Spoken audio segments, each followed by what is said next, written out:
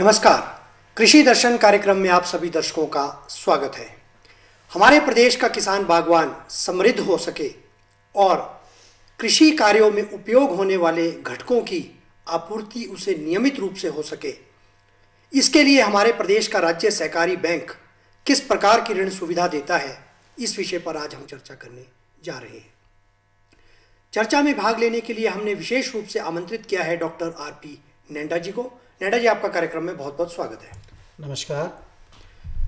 किसान बागवान भाइयों, डॉक्टर आरपी नेंडा जी राज्य सहकारी बैंक के प्रशिक्षण संस्थान में प्रधानाचार्य के पद पर कार्यरत हैं और साथ ही ये बैंक के पब्लिक रिलेशन ऑफिसर भी हैं। आज के विषय पर हम इनसे विस्तार पूर्वक जानकारी हासिल करने की कोशिश करेंगे और जैसा कि आप सभी को यह विदित है कि यह लाइव फोन इन कार्यक्रम होता है, तो आप हमारे दूरभाष नंबरों पर संपर्क करके डॉक्टर साहब से सीधे संवाद कर सकते हैं। हमारे दूरभाष नंबर आप अवश्य नोट कर लीजिए। 0177 कोड अवश्य लगाएं और हमारे टेलीफोन नंबर है 28000177 और दूसरा टेलीफोन नंबर है 28000178। तो हम चाहेंगे कि आप अवश्य डॉक्टर साहब से बातचीत कीजिए और जो भी संशय, जिज्ञासा या प्रश्न आपके मन में है या कुछ संदेह है तो उस विषय पर आप विस्तार पूर्वक जानकारी हासिल कर सकते हैं। तो डॉक्टर साहब, बात करेंगे आपके बैंक को लेकर के। राज्य सहकारी बैंक की किसानों एवं बागवानों के प्रति क्या भूमिका है, इस पर थोड़ा विस्तार पूर्वक आप बताएं। सबसे पहले तो मैं प्रदेश के किसानों और बागवानों को हिमाचल प्रदेश राज्य सहकारी बैंक की ओर से नमन करता हूं और ये आशा व्यक्त करता हूं कि जो विश्वसनीयता आप सब लोगों ने हमारे बैंक पर रखी है, उस विश्वसनीयता पर हम खरे उतरने का प्रयास करते रहे हैं और करते रहेंगे। जी डॉक्टर साहब। जहाँ तक किसानों से संबंधित भूमिका का प्रश्न है, तो किसान साथियों, मैं आपको ये बैंक की तरफ से विश्वास दिलाता हूँ कि ऐसी कोई घटक, ऐसा कोई ऋण योजना नहीं है जो आपकी आवश्यकताओं की पूर्ति ना करें। जी। बशर्त, और ये एक अनुरोध है हमारा, कि आप हमारी शाखाओं से संपर्क करें। और यहाँ ये भी बताना मैं उचित समझता हूँ कार्यक्रम के प्रारंभ में कि जितने भी कृषि ऋण दिए जाते हैं जी, वो साधारण ब्याज पर जी, और 6 माही, उसमें 6 महीने के बाद जो इंटरेस्ट का कैलकुलेशन होता है जी, तो यहाँ ये बताना आवश्यक है कि जहाँ मंथली बेसिस पर अन्य जी, ऋण सुविधाओं में ब्याज दर लगती है, कृषि ऋण एक ऐसा ऋण है जहाँ साधारण ब्याज के माध्यम से जी, कैलकुलेशन की जाती है और वो ब्याज दर भी जो है वो साल में 2 बार ही लगती है। जी, तो इसलिए इन ऋणों का अधिक से अधिक लाभ उठाने का आप प्रयास करें। जी। डॉक्टर साहब, बात आई एक घटक को लेकर के। अब हम कृषि कार्यों में जो विभिन्न घटक प्रयोग होते हैं उस पर बात करते हैं, जिसमें भूमि विकास हो गई, प्लांटेशन हो गया, ट्रांसपोर्टेशन हो गया और मार्केट्स, यार्ड्स हो गए। तो मैं चाहूँगा इस पर आप थोड़ा विस्तार पूर्वक बताएं कि किस प्रकार की ऋण सुविधा इनको उपलब्ध करवाई जाती है। जी, किसान साथियों, जहाँ तक हमारे बैंक का प्रश्न है, हम प्रारंभ से लेकर अंततः, यानी कि फसल के उत्पादन के बाद जब आप बाजार से धन को प्राप्त करते हैं, तब तक हम आपके साथ हैं। जी। यदि आपके पास भूमि है और भूमि को आप समतल करना चाहते हैं, तो समतल करने के लिए भी हमारे पास ऋण योजना है। और उस भूमि पे आप पौधारोपण करना चाहते हैं, उसके लिए भी हमारे पास ऋण योजना है। जी। और उस पर किस प्रकार से कृषि आधुनिक संयंत्र के माध्यम से जी, बिजाई जी, की जाए, उसके लिए ट्रैक्टर है, ट्रिलर है, जी, स्प्रिंकलर है, जी, या आधुनिक संयंत्र की भी योजना हमारे पास उपलब्ध है। जी। उसके बाद आपकी फसल आती है और फसल को बाजार तक किस प्रकार से ले जाया जाए, उसके लिए हमारे पास ट्रांसपोर्टेशन के लिए ऋण योजना है। यदि बाजार के अंदर आपको भाव उचित दाम पर ना मिले, जी, तो आप अपने ग्राम स्तर तक कोल्ड स्टोरेज के तहत अपनी फसलों को आप वहां पर स्टोर कर सकते हैं। वो कोल्ड स्टोरेज की भी हमारे पास सुविधा है। जी। तो ये ऐसी कोई ऋण आवश्यकता नहीं है जो आपकी आवश्यकताओं की पूर्ति ना करे बैंक। जी। डॉक्टर साहब, एक जो महत्वपूर्ण प्रश्न उभर कर सामने आता, आपने कहा कि विभिन्न घटकों के लिए क्या इन सभी घटकों के लिए साझा ऋण दिया जाता है या ये सेग्रीगेट करके जो उसकी आपूर्ति है, जो किसान बागवान की जो नीड है उसके अनुरूप? डॉक्टर साहब, मैं इस प्रश्न को आपसे पूछूंगा, लेकिन एक फोन कॉलर हमारे साथ जुड़ना चाह रहे हैं। Hello hello hello. नमस्कार सर। हाँ नमस्कार जी, कार्यक्रम में आपका स्वागत है। परिचय दीजिए और फिर डॉक्टर साहब से प्रश्न पूछिए। मैं जैसा जी मान बोल रहा हूँ सर, बैजनाथ से। स्वागत है आपका कार्यक्रम में, पूछिए क्या पूछना चाहेंगे। ये कृषि भूमि लेनी है तो उसके लिए भी आप ऋण देते हैं सर? डॉक्टर साहब, कैसी कृषि भूमि, मतलब इसको थोड़ा प्रश्न को आप अपना विस्तार पूर्वक बताएं। जो जमीन लेनी होती है बीच में, जो एग्रीकल्चर लैंड वगैरह, जी, इसके बारे में भी करते हैं आप सर? नहीं, कहने का मतलब है कि आपके पास लैंड है, उसके ऊपर आप जो है ऋण लेना चाहते हैं, ये आपका प्रश्न है? और लैंड लेनी है मतलब, और लैंड लेनी हो। डॉक्टर साहब, कहने का मतलब है कि ये अगर यदि एग्रीकल्चरिस्ट है और एडजॉइनिंग में कोई लैंड है तो क्या उसके लिए भी?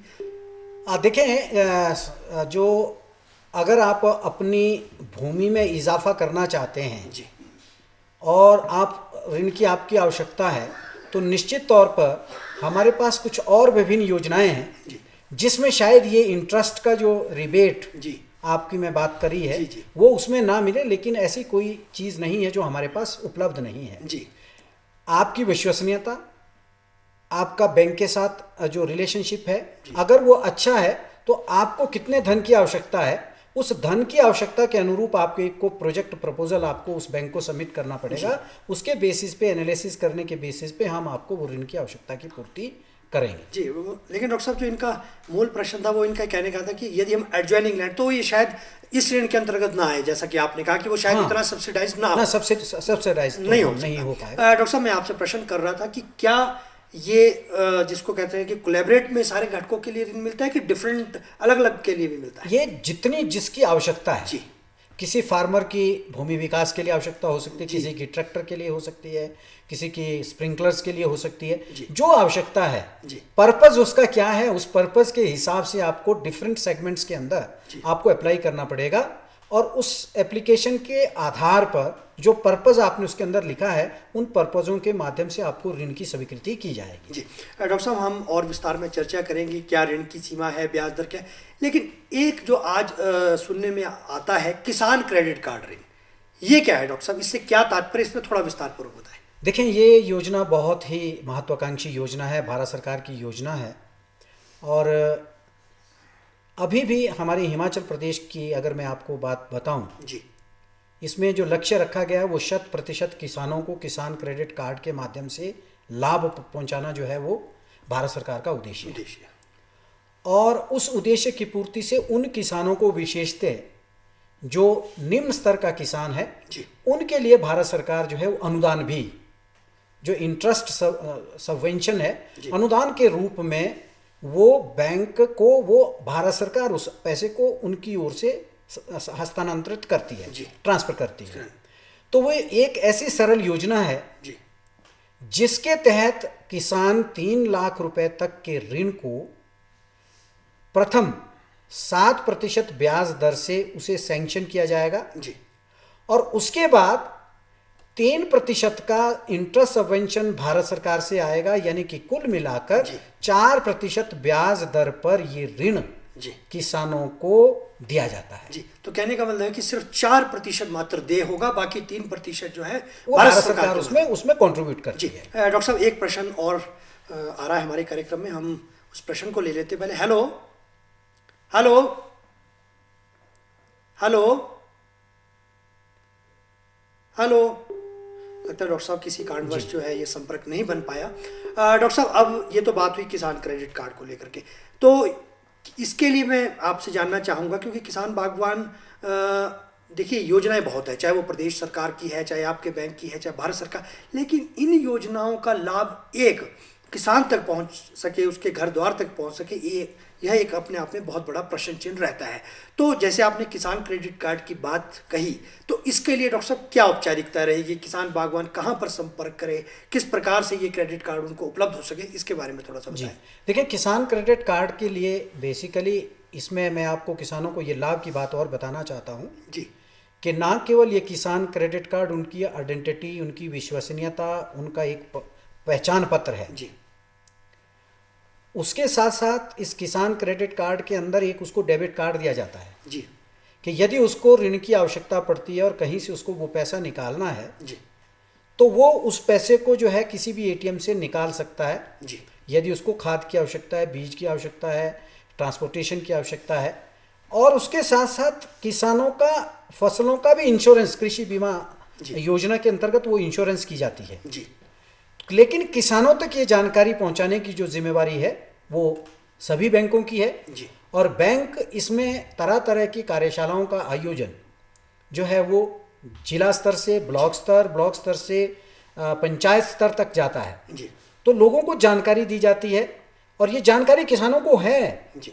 लेकिन फिर भी अभी बहुत से ऐसे किसान हैं जो इस ऋण योजना का, इन कार्डों का उपयोग जी नहीं कर रहा है जो इनके लिए बहुत महत्वपूर्ण है। तो मेरा आज इस कार्यक्रम के माध्यम से उन बचे हुए किसानों को ये मेरा अनुरोध है कि कृपया वो किसान क्रेडिट के माध्यम से इस सस्ते ऋण का उपयोग करें जी। और अपने जीवन स्तर को आप जो है वो स्वावलंबी बनाएं जी।